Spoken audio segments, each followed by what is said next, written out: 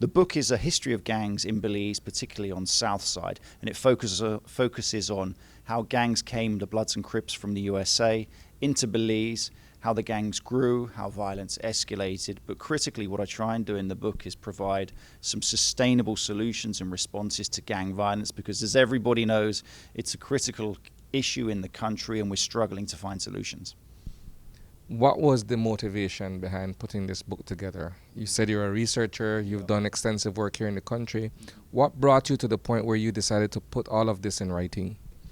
Well, I first came here in 2011 and I designed a gang intervention program for the UNDP called Southside Youth Success Program.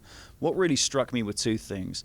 The first thing were the very high levels of violence in the country, and the second thing, myself as a gang researcher, I went to the academic literature and I said, what can I find on a history of gang violence in Belize? And there were very few publications. These did begin to come out. Dr. Herbert Gale, Nelma Jones wrote their book like Bushfire, and also Nuri Muhammad wrote his book on gang insights into gang culture. But for me, it was very important that a foreigner comes to the country and casts their eye over what's happening to give you a bit of an outsider's perspective about what's going on inside the country.